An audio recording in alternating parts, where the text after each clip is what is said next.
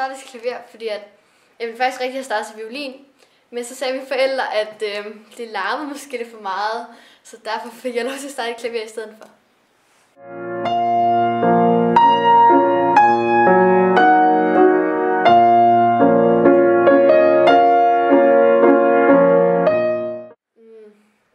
Min lærer er jo sindssygt dygtig, og det er noget godt undervisning, vi får her.